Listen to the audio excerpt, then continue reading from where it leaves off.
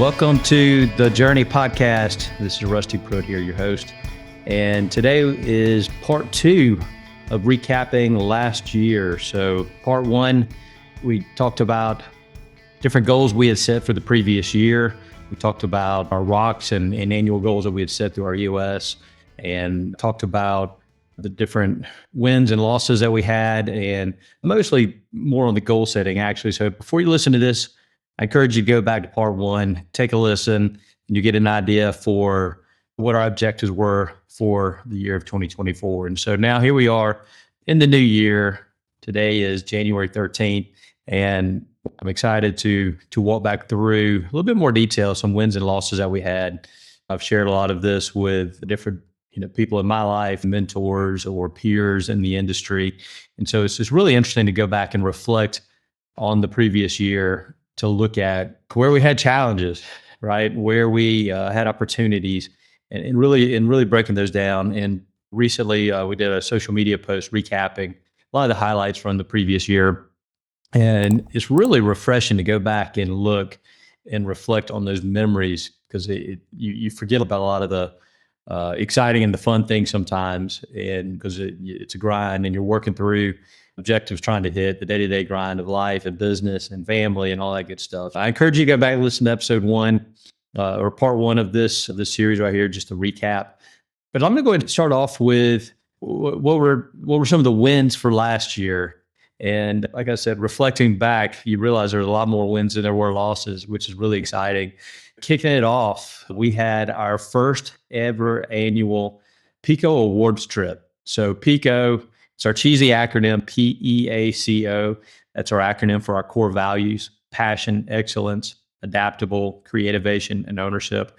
So we had an awards trip for our PEACO Award winners. So our PEACO Award winners are folks in our company that hit objectives and milestones. This annual tiers. It's a tiered program, and so we had several that achieved that this past year. So I was really excited. We went down to the Perdido Beach Resort down in Perdido, Florida, and it was amazing. We had 2 days of fun out on the boat. We're out island hopping. We had an incredible dinner, just a really good time. We actually coincided that with the Alabama Pest Control Association summer meeting. So I probably won't do that again. A solid week between APCA and being out of town, and then rolling right into the awards trip. Boy, it was a long week. Probably arguably one of the busiest weeks we had of the year, but really awesome trip that we did. Really cool incentive. So we have, again, different layers, whether it's our service, our sales team. This year we'll be adding our leadership with the opportunity to win these trips. So again, based on objectives and goals for the year, our people can win this trip. And it's not a perfect program, but it's certainly something that we're excited to offer and get out there for our guys to reward them for hard work they've had. So really cool highlight from last year, first ever PEACO Awards trip. Yeah, actually right before that, let's see, I guess back in the spring, a couple exciting things. We hired a director of sales who came on board, who ultimately has transitioned to more of an operations role. So you talk about getting the right people in the right seat. This is someone who absolutely deserved to be on the bus, but you matched everything from our core values to the things we believe in personally, professionally, in business. And so he brought this person on. Actually, I want to say it was the week of our PEACO Fest, which is our annual get together for everybody in our company. So we usually plan that in late February, early spring. This was in late February. This past year, we have that here at our main office. So that's an exciting time. This is our, third or fourth one we had last year. So it's our annual meeting. We marry that with some hanging out and eating good food and just hanging out with everybody, with some educational content. We bring on speakers. I actually had my older brother, if you don't know, is a basketball coach at Auburn University, one of the assistant coaches. And somehow we were able to rope him in to come speak for about 30 minutes. And I think he just roasted me the whole time in front of everybody in our company, which I still owe him. I owe him back on that. But no, he was a phenomenal speaker, great motivation and inspiration to everybody. So we had that PEACO Fest, again, 2-day event. just getting everybody in the company together, make sure we go through our VTO, our vision tracker organizer. We talk about the goals of the company for the coming year, just a refresh or a reset for everybody to see each other from different locations, but then also have the ability to hear the message of where we're going and why are we doing, what are we doing. So very exciting, hiring that director of sales. And then couple that with literally his first week was PEACO Fest, our annual get together. Let's see from there, gosh, we hired an HR director, HR director and recruiter. So that's somebody that we identified as a potential need. And this person has been phenomenal. She's amazing. Literally filled 4 to 6 positions for us within it felt like a 2-week period. So that was a huge hire for us to score that, to that person who has fit in super well with the team, who really represents our brand well and has done a phenomenal job recruiting some really good talent for us. And not only just the recruiting side of it, but also the, once we get somebody on board in the onboarding process and really pouring into these to our people when they first get started, whether it's a welcome gift, whether it's going through our employee handbook, whether it's going through our benefit options, our health insurance options, or retirement and all that good stuff. So super big hire. We added some people for this year, for last year that really will help us scale into the next few years. And so that's a big investment on the front end for sure. And we knew that would be the play. That'd be the case for last year. And so we made that investment. So that's super exciting. Bookkeeping. So we actually had a big change with our bookkeeping. We made a change about, 2 years ago to a person who was doing fractional CFO work and bookkeeping. And as you all know, if you've been through this before, transitioning with any bookkeeping service or anybody or accountant it can be a pain in the butt, right? Because there's just so much to move over. And especially when you got multiple entities and getting everything set up properly and getting your cadence for downloading transactions or accounts payable, receivable, those things. And so that, I would tell you, over the last 4 years, one of the things I feel like we've really been weak in is really having good, strong financial projections. And for a multitude of reasons, right? Number one, starting in a brand new industry with no background of pest control and what any of this stuff means, right? I didn't know what a gross profit margin should look like in the pest control industry. I didn't know what percentage of your revenue should be budgeted toward marketing or labor or vehicle expense for your service professionals. So those were all things that I really learned through that first transition to the bookkeeping service and fractional CFO I was using. She was a phenomenal person, really taught me a lot about the industry. She came from the industry. So that was super, super helpful. Ultimately, we had to make a change from there. It just, I think one of the challenges, even though we had the bookkeeping honed in, I think one of the challenges that I still was able to check the box was having really good forecasted financials, whether it's projections looking out over the next 12 months or the next 3 months when it comes to cash flow planning, or when it comes out over the next 5 years for where we're going. And if you're not careful, you can really overcomplicate that when you're looking out past 1, 2, 3, 4, 5 years. And so I learned that experience for sure. And so we made midway through the year, we made a change over to FRAXN. If you're in the industry, if you're in the services industry, if you have not heard of FRAXN, absolutely encourage you to take a look. FRAXN, FRAXN. They're taking over all the pest control bookkeeping for our company. So we went through the transition, which was actually not near as painful as I thought it would be. So very, very pleased with FRAXN. Patrick and Cameron over there are amazing. Cameron's been off the chain as far as his follow up and follow through the transition. Super communicative. Could not be happier with looking at FRAXN, looking at our reports. When you're looking at financials, you're looking at what are your KPIs, you're looking at your gross margins, you're looking at your cost of service, you're looking at how you benchmark against other companies.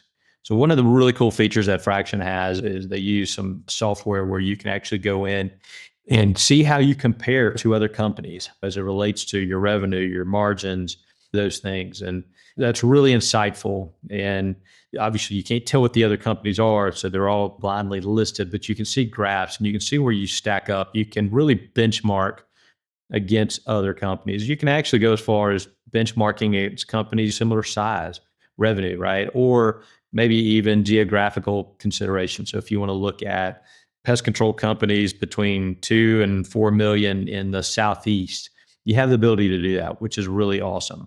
So huge win for us with FRAXN. And along with that, I'll tell you that also was a huge pain point for last year, right? So really managing cash flow well was really a challenge at the beginning of the year in our previous relationship. And I really think it was a capacity issue for the person who was working with us. And we were finally able to get a grip on, again, just knowing what that looks like to where you can somewhat predict cash flow. Of course, when you're heavily investing in a company, that's critical, right? To make sure everything's tied down like it should be as far as if you're getting off course, whether it's an investment in marketing or salespeople. So having your finger on that pulse. So looking at good KPIs through FRAXN has really been a game changer. So highly recommend. Also, looking back in the spring, we expanded into Huntsville, Alabama, right? So I mentioned that on the previous part one. So we expanded into Huntsville. We bought a Mosquito business. So that was a market that we've been excited to get in. So very cool there. Honestly, our goal was to really get in and do the best we could to integrate those customers. So moving forward into this year, we'll be recruiting for leadership positions. We've got a really good guy who's going to be moving up there from our Auburn office, who's going to be really integral in getting that market kicked off for us on the pest and termite side. So super excited about that. Let's see what else. Joined the board for the Alabama Pest Control Association. So that's been exciting, representing our district on the APCA. So I think you're seeing some good progress with the APCA as far as maybe some updating and changes that are happening. I think the organization and association, I think when I first came in, really felt a little sleepy. Just felt like good organization, good people, but really probably needed a new breath of fresh air, new changes, whether it's some of the meetings or just a refresher, right? And so I think you're seeing the board the association going in the right direction. So that's really exciting. Glad to be a part of that. There's some really good people on the board from a leadership standpoint that'll be making a huge impact there. All right, let's talk about some challenges. So that's the fun stuff. That was the stuff that we can celebrate. What about some challenges?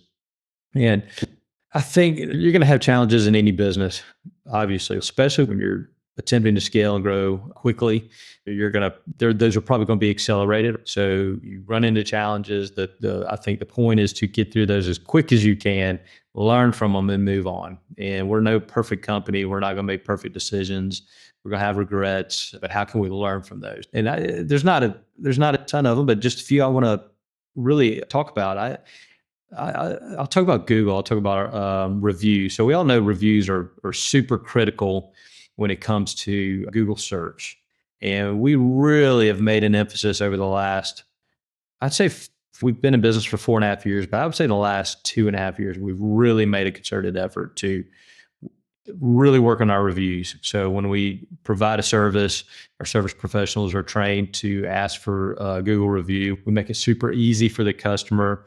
And we've seen a lot of success with that program, which impacts us tremendously as far as how we rank when someone is searching for pest control in a market that we're serving. So we actually went from 0 reviews in our Gulf Coast markets when we started March of 2021. And at the beginning of the beginning of 2024, we were close to 1,500, if not just exceeding that mark, 1,500 5-star reviews in that market. So really, that comes from about 2 years of getting reviews. So super thankful for my team and what they did to really drive that. However, we log in one day, I get a notification from Google that, "Dear Prewett Pest Control, your account has been suspended." And when I first saw it, I'm like, all right, we'll go in and update some whatever information. And little did we know it was going to be a lot bigger than that. And so we actually had our profile for the Gulf Coast market go down. It was down for about a week to 10 days. And it was very disappointing. That impacted our local service ads. That affected our local map search, the Google My Business listing. But it really made a tremendous impact for all this work that we had put into it. So long story short, we were able to get it back up and running, which was awesome. However, we literally lost every one of those reviews. We lost over 1,500 reviews that we had worked our tail off on over the previous couple of years. And that was a suck. It was, to be honest, it sucked. It was no fun trying to deal with that. And ultimately, I got to give a shout out to our service center leader in that market who was really impacted the most when you really think about it, because he was the one driving that change, driving that culture shift to get those reviews with his guys, and was just killing it in 2023 with reviews, and going into 24, just killing it with a lot of momentum, only to have that happen. And so I've got to give him a shout out, because he was able to change the culture in that office. So when that happened, so when you go from 1,500 Google reviews, where you're literally ranking first in a lot of these searches, and overnight it's gone. You can either complain about it, moan and groan about it, or you can be positive and figure out, hey, what are we going to do?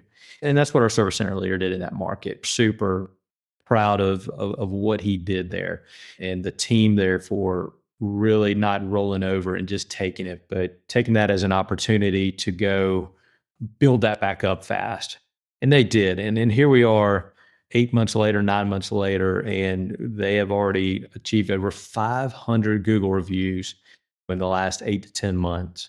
So literally just a inspiration to me from what our team did, in that they took that challenge and shifting back to the mindset of, let's go do this again. And I just can't say enough about that experience. So it's something that was really impacted us, honestly, really impacted as far as leads and phones ringing.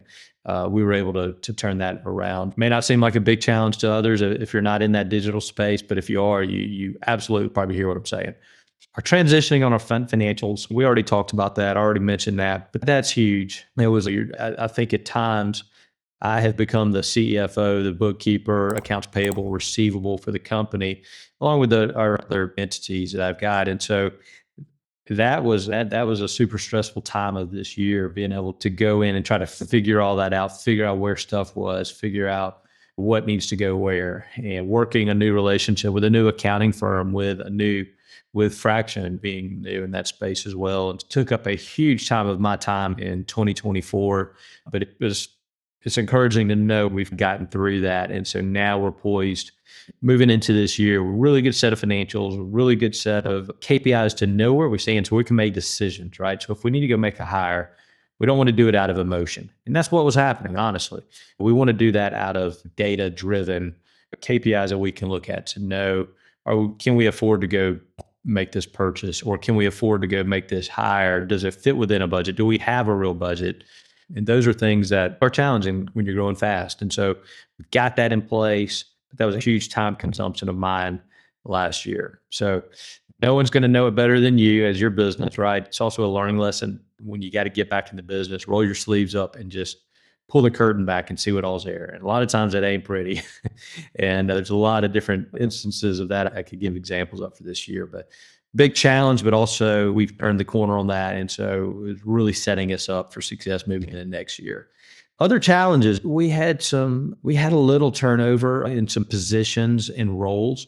I'm a big believer in get the right people on the bus. And then once you get them on the bus, let's make sure they're sitting in the right seat. And so we had some challenges there, right? Operationally, I feel like we've done a good job to get where we are, but I think I'm always thinking, we're trying to think 1, 3, 5 years ahead, right? The things that we do when we started the year last year as a $3 million company, even to being a $3.7 million company with more people added on, with more goals and objectives to hit, I think the reality really sinks in for make sure we've got good scalable processes in place, standard operating procedures, SOPs.